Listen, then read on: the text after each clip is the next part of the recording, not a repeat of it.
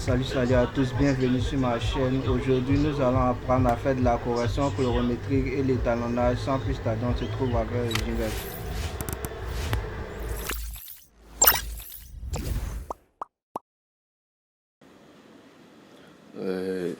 Encore une fois, bienvenue sur ma chaîne. Si vous n'êtes pas abonné, je vous conseille de vous abonner et activer la cloche de notification pour ne rater aucune de mes vidéos. Et comme je l'ai dit dans l'introduction, nous allons apprendre à faire de la correction colorimétrique et de l'étalonnage numérique. Sur notre timeline ici, nous avons deux plans. Il y a ça qui est filmé en mode flat, ce n'est celle de chez Canon, et là c'est en mode vlog. Donc nous allons commencer. Pour commencer, d'abord l'étalonnage. Lorsque nous sommes sur notre panneau couleur, je vais activer comme le moniteur numérique. Je peux activer aussi, je peux faire un clic droit dessus aussi, activer les TSL ou comme on appelle ça, les RVRB. Tout ça, ça me sert pour mon étalonnage. Bon, ici, d'abord pour la correction colorimétrique, moi je me base beaucoup sur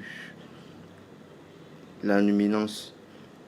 Donc ici, je vais commencer à mettre un peu d'exposition pour éclairer un peu mon image et puis ensuite contraster un peu. Je pense que c'est bon comme ça. Et ici, nous allons essayer de faire baisser un peu les noirs jusqu'à ce que le pic touche 0 le plus possible.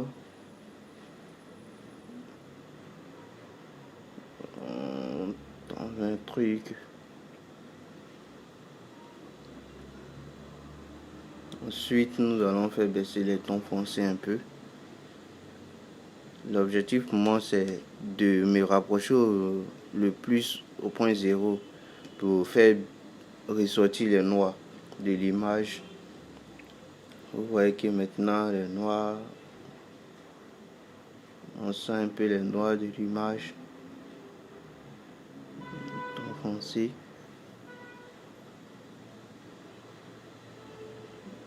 Non, c'est bon.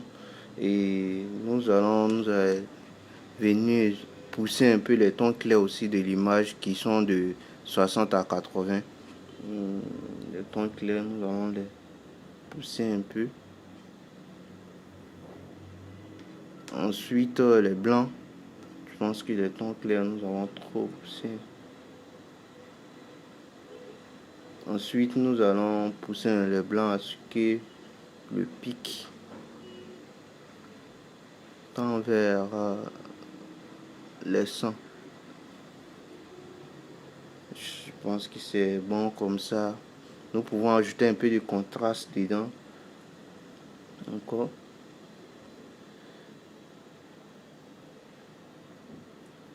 Je pense que c'est bien. Maintenant, on peut voir avant, après, avant, après. Je pense que c'est un peu trop. Nous pouvons voir maintenant avant, qui était sans couleur, et après, je vois que maintenant c'est bon. Une fois qu'on a fini ça, on peut ajouter un peu de saturation aussi. Saturer l'image un peu.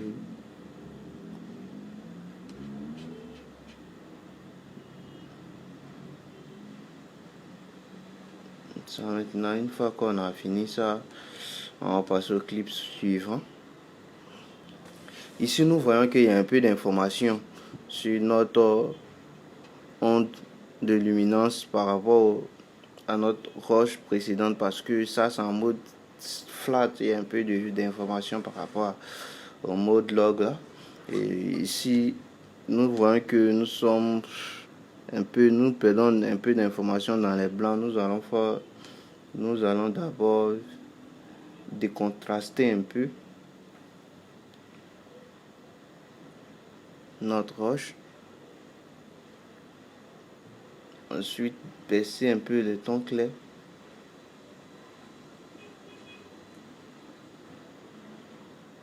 Et venir baisser un peu les blancs. afin de déboucher au niveau de 100 pour ne pas qu'il perde des informations entre eux, se rapprocher un peu plus de 100. Et maintenant nous allons baisser un peu. Ici nous avons moins d'informations au niveau des noix, donc nous allons essayer de tendre vers 0 maintenant.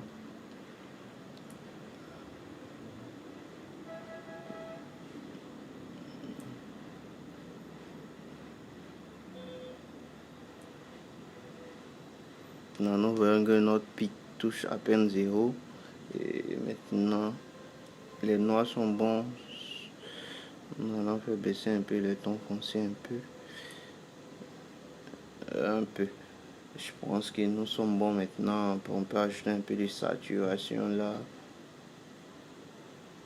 Je pense que c'est nettement mieux qu'avant. Maintenant nous pouvons voir avant, après, avant, après. Maintenant nous avons fini avec la correction colorimétrique. Nous allons passer maintenant à l'étalonnage. Pour l'étalonnage, vu que le but est de faire correspondre les mêmes looks sur nos différents trucs plans, nous allons créer un autre calque d'effet. Nous clic droit, nouveau calque d'effet.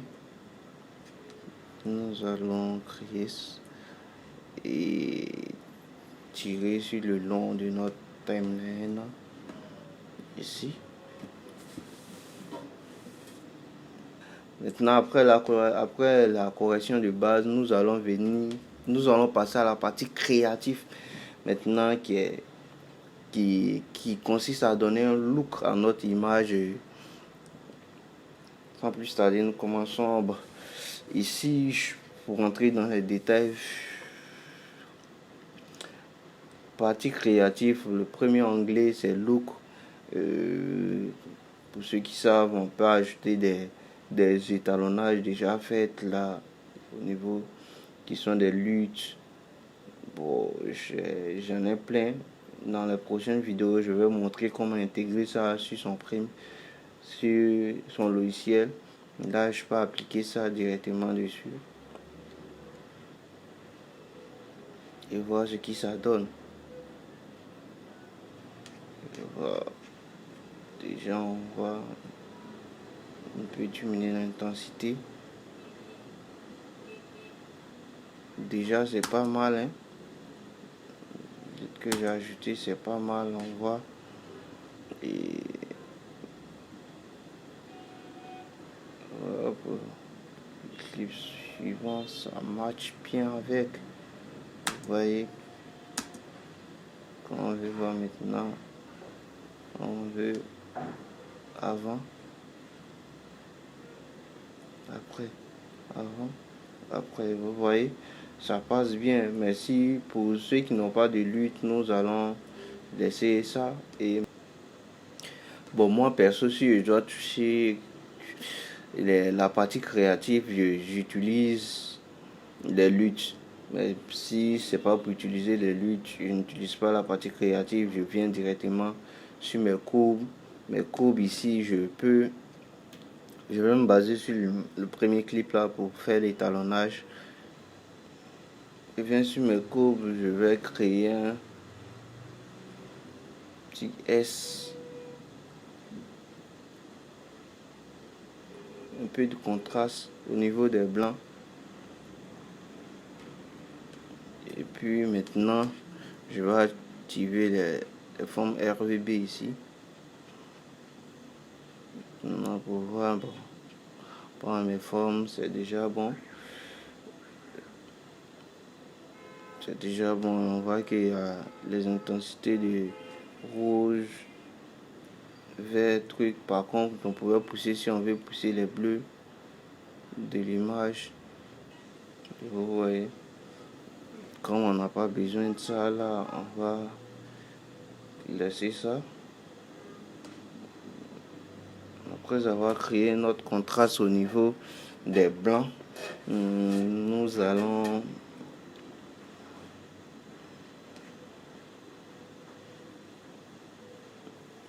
teinte et saturation, je vais pas utiliser ça ici. Maintenant, les roues chromatiques, les tons moyens, vous pouvez ajouter un peu de trucs orange. Au niveau des tons clairs, baisser un peu. La tête, là, je vais pas utiliser ça ici. Mais par contre,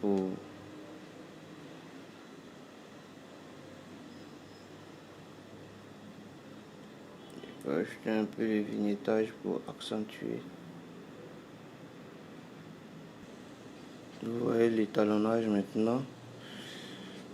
Quand on veut voir, maintenant il y a ça c'est notre étalonnage. Si on en est, ça c'est en mode flat. Notre coloration colorimétrique. Ensuite, notre étalonnage, vous voyez le look qu'on a ajouté. Et c'était tout pour aujourd'hui et on se retrouve à la prochaine pour d'autres tutoriels.